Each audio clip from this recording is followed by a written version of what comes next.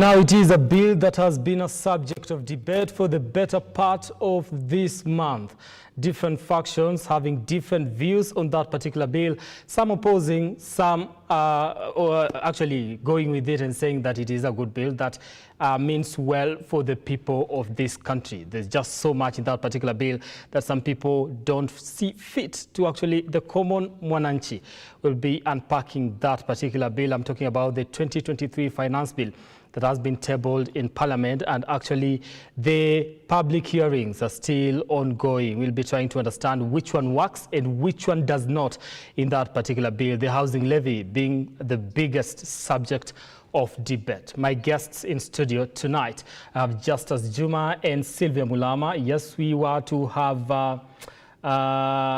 Busia Senator Okiya Omtatah, but, you know, things happen, so we'll not be having him tonight, and but the show must go on. So engage us on our socials, at Amoy Brian on Twitter, at Lookuptv. The hashtag we are using tonight is the bottom line. Tell us exactly what you think about the stories we are running today and the conversation that we will be having later on. But first, these are the top stories tonight.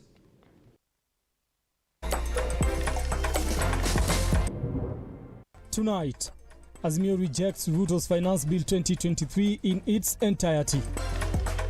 Despite the fact that those cases and the withdrawal would have brought a dent on my career. Also tonight, DPP Nudin Haji vetted by Parliament on the position of top spy master. One of the areas which is going to appear in your performance contracting is planting and the growing of trees. And Bashogu now says planting trees will now be part of school principals' appraisals.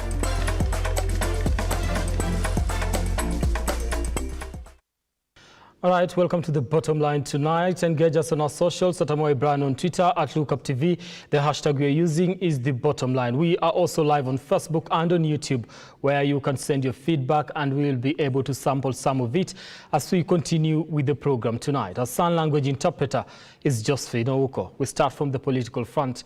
Azimio la Umoja One Kenya coalition leadership on Tuesday resolved that that its faction will vote against the Finance Bill 2023.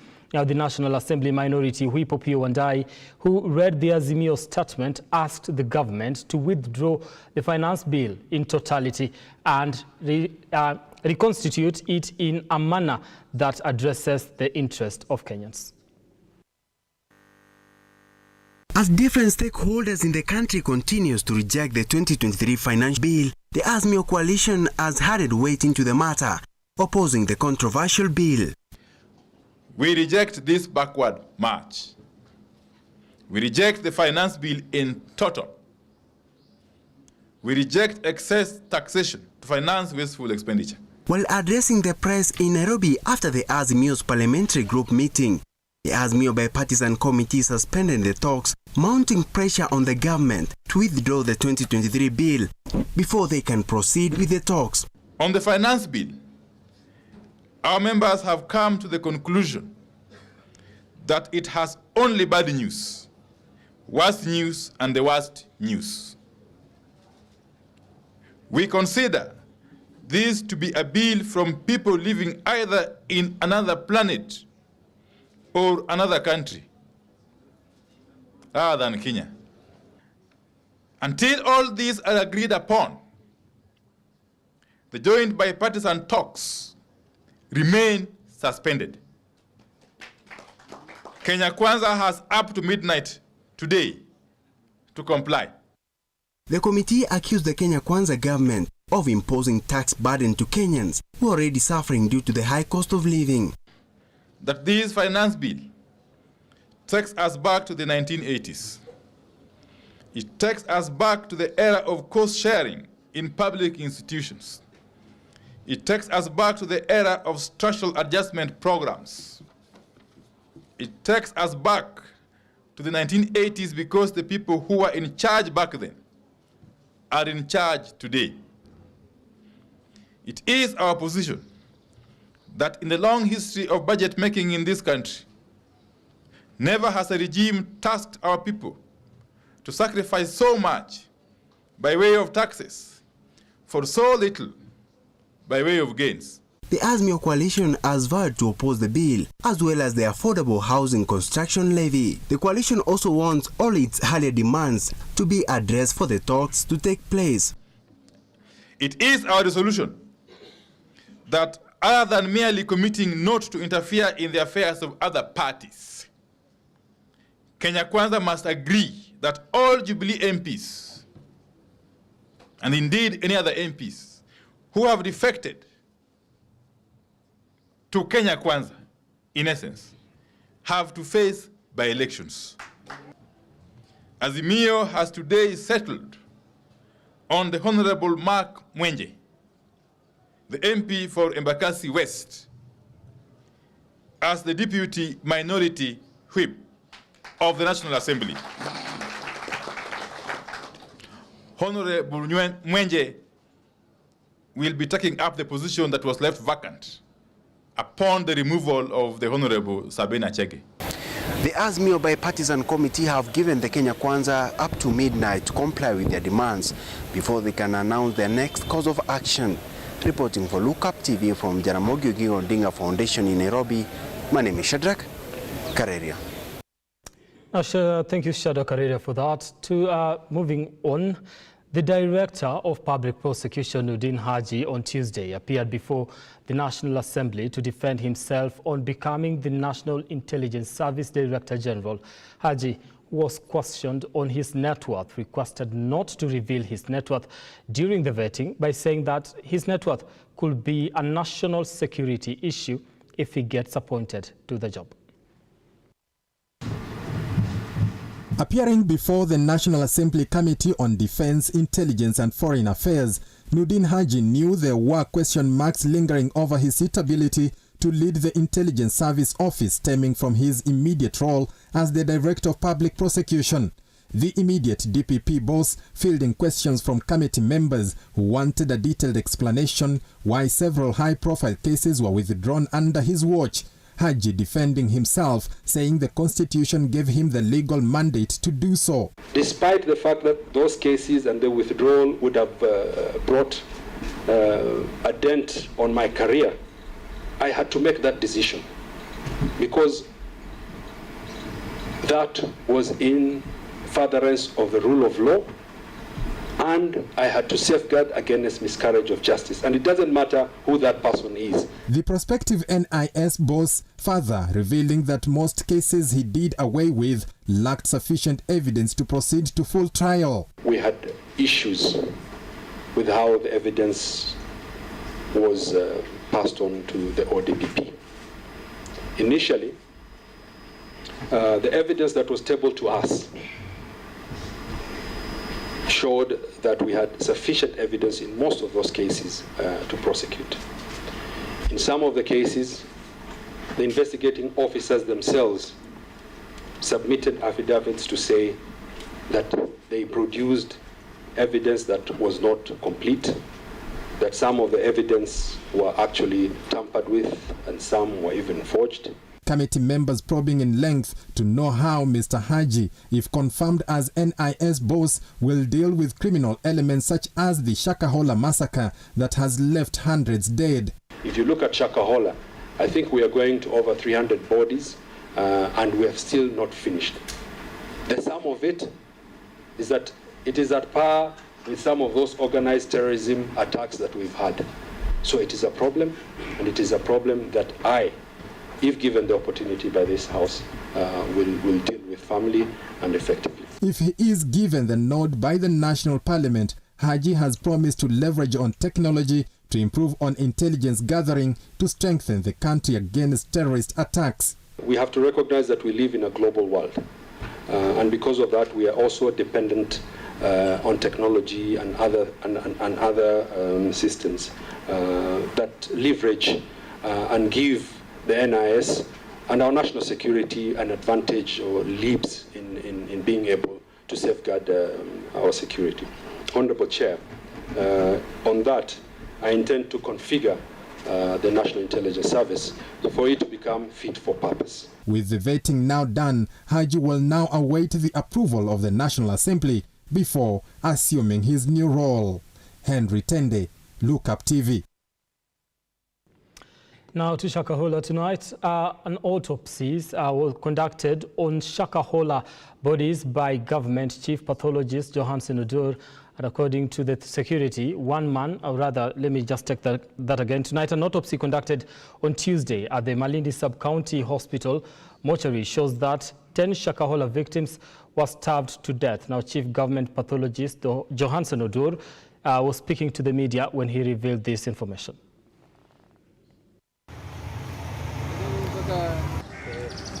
As the autopsy process continues to gain ground, a number of those rescued from the Shakahola forest succumbed to starvation, as government pathologist Johansen Odur explains. We managed to do a total of 36 postmortems today. Of these 36 postmortems, 18 of them were males, while 17 were female. One of them, because of the deterioration of the body, we are unable to state the gender. There was a total of 23 adults and 10 children, and 3 of them also, because of deterioration, we are unable to state the gender. As per the condition of the bodies, one of the person we did autopsy on was a fresh body, because he's someone who died in the ward last night.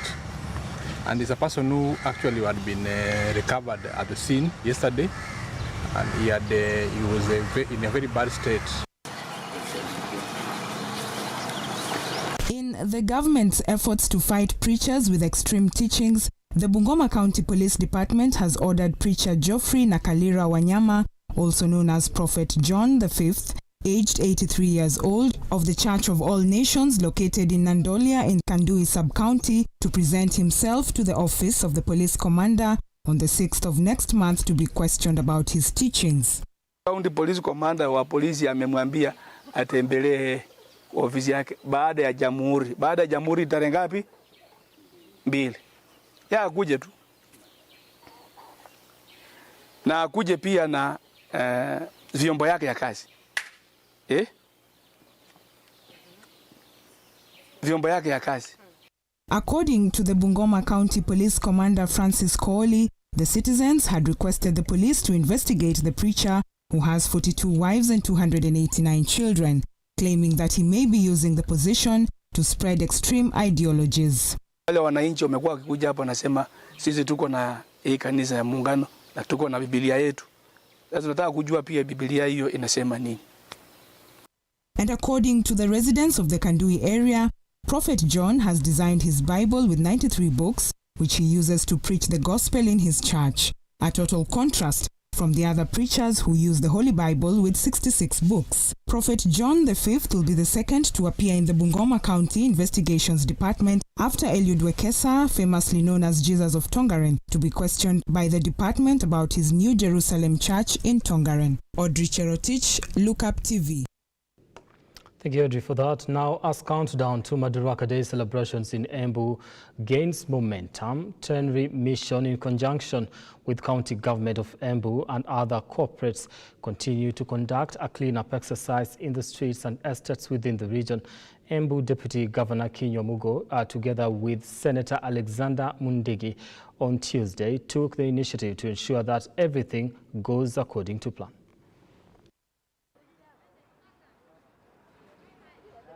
Katika manifesto yetu sisi tuliamua tukasema hatutaki kuongoza watu ambao ni wagonjwa, na njia moja ya kupata magonjwa ambayo inaripuka kwa sababu ya uchafu ni kukaa katika mazingira chafu. Na mpango tuko nayo, tunataka kutunga sheria tupeleke kule county assembly ambayo itatupatia uwezo ya kuwa na siku moja ambayo itakuwa ni siku open day, ambao tutakuwa tunasimamisha hata kama ni siku moja kwa mwezi, tunasimamisha biashara, magari inasimama, hata sisi zote tunasimama. Kama ni Saturday tunakuja tunapagia town yetu, hata kama ni masaa 2 masaa 3 kutoka asubuhi. Tukiangalia mambo ya usafi, na si ati tumeanza sasa hivi kwa sababu tuko na tarehe moja tutakuja hapa. Tunafanya hivyo kwa sababu ni njia moja ya kurainisha Embu County, ni njia moja ile ni qualification ya sile itafanya tupate city. Kafu special kwa sababu ni president anakuja. Kwa hivyo sio kawaida mwakafu. Kwa hivyo sisi tunafurahi sana, endelea enjoy na kusafisha na maisha yetu enjoy. Kwa hivyo tunataka tuungane pamoja kuwe kusafi, na pia tunataka, mimi ni mmoja wale nimeenda Colorado nikiwa senator na nimeona ni city ambaye ni safi. Tumeenda North Carolina city ikawa ni safi. Kwa hivyo naunga mkono mambo ya usafi. To matters Education Cabinet Secretary Ezekiel Mashogu has said that planting and growing of trees will be part of school heads' performance contracts. Now, while speaking in Siaya, where he and ICTC Eliud Owalo had visited Kametho and Singat primary schools to help in raising funds for putting up new classes. Mashogu said educational institutions enjoy land and human capital resources that can be tapped into and institutionalized while cultivating a culture of planting trees in school-going children.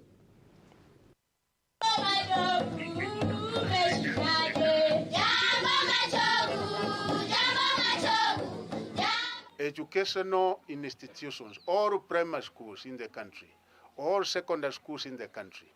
We have said principals of schools, one of the areas which is going to appear in your performance contracting is tree nurseries and the planting and the growing of trees. Hapo ndio nataka mashindano hiwe. We want competition in that. And we will even be doing ranking the same way we used to do ranking in performance in the matters academics. We are going to do ranking. We are going to have competition. That the money that the government is also going to release before the end of Friday, before the end of this week, is a capitation for senior secondary schools, where government gives 22,240 per child. We are also releasing that money before the end of this week to all our schools countrywide. And the amount of money that the government is releasing this week in junior secondary and also in senior secondary is to a total of 28 billion.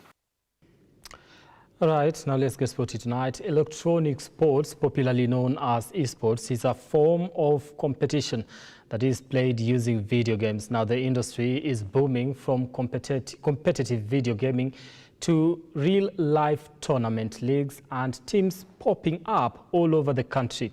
Sylvia Chacha met different esports champions and coaches, creating the following epic story.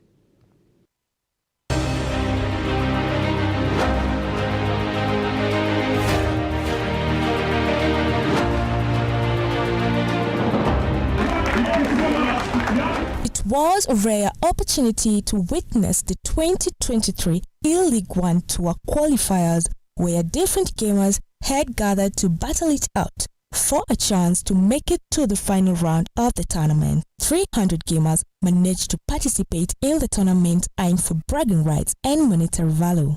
300 was the number, but out of those, only 8 players will make it to the finals to fight for a spot in representing the country at the Global E-League One Tour Finals, scheduled to take place in Paris, France. It was a very hard, it wasn't an easy tournament. There are very many players. There were actually 264 players. Yeah, and from 264 to 8 players being among the 8 players, it wasn't easy. The tournament took like 8 hours the whole day, so it was 8 hours of just pure perseverance, and I'm glad I made it. It is a fast-growing industry, and one could easily become a billion-dollar foundation. Gaming used to be just a hobby, something people did for fun in their spare time. But in Kenya now, it's becoming a serious business. The esports industry is booming from competitive video gaming to real-life tournaments, leagues, and teams popping up all over the country. These competitions are drawing huge crowds of fans coming from all over to watch their favorite players and teams battling it out for cash prizes and bragging rights. When I actually sat down and was like, yeah, you're the champion, I mean, I was really happy. I was really happy, you know.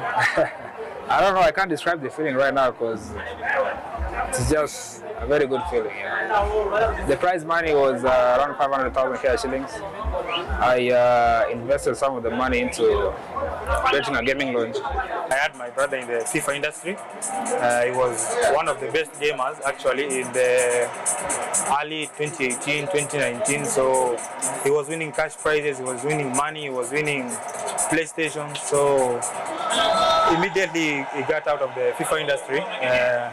He went back to our home country. So as he was winning the tournaments, the cash prizes, so it motivated me to such a point that I wanted to be part of the FIFA industry. Newzoo expanded on their 2020 Global Esports Review with their 2021 Global Esports and Live Streaming Market Report, which analyzes the latest esports and live streaming market trends and market developments towards 2024. Esports has had a significant increase in both occasional viewers and enthusiasts. Between 2018 and 2019, there was a 12.3% increase in viewers. In 2019, there was a 200.8 million occasional viewers and 197 million esports enthusiasts, making the total audience 397.8 million. The year-over-year growth continued in 2020, with 220.5 million occasional viewers and 215.4 million esports enthusiasts, a combined esports audience of 435.9 million. With Space Invaders, Atari laid the foundation for the world's first major esports tournament in 1978. Gaming traditionally has always been social. We believe in the people we follow in, we believe in the trends that are coming up, and we desire to see merit being rewarded. The game is not just plug and play. Yes, it's plug and play, but there are rules that apply to it. Like a football match, you know that every team should have 11 players on the side. The time is 90 minutes. If you tackle someone hard, you'll get a red card. It applies the same to gaming, but now on a technical aspect. The time, how players will play, the mode format, because you'll get now like a football match, you'll have 1 versus 1 team, yeah? So when it comes to esport, it will be also 1 versus 1. It can also be team versus team.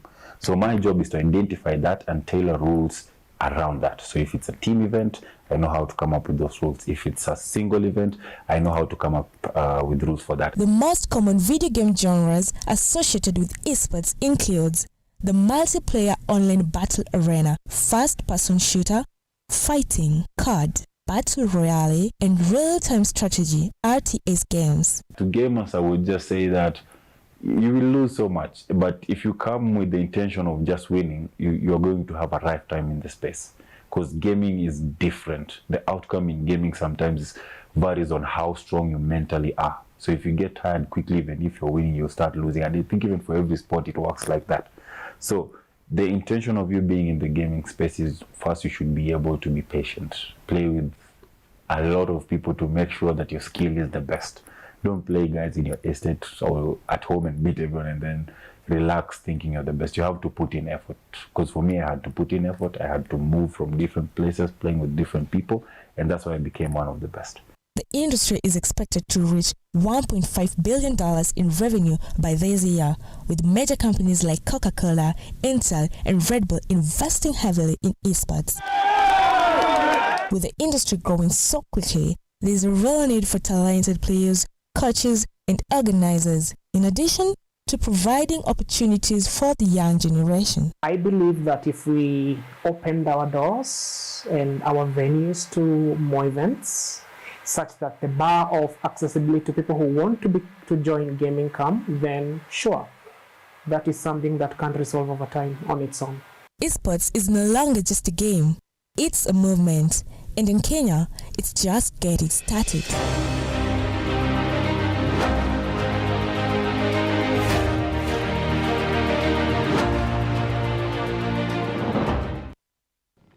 All right, now that story by Sylvia Chacha takes us to a first break here on the Bottom Line KE. I do want to remind you that when we come back from the break, we'll be heading straight to that conversation that you're supposed to be having tonight about the 2023 finance bill. Who will I be speaking to? Well, I have Sylvia Mulama here in studio and also Justus Juma. I'll be giving you more information about them later on when we come back. And engage us on our socials at Amoy Brian on Twitter, at Lookuptv. The hashtag is the Bottom Line KE. What is your take on the 2023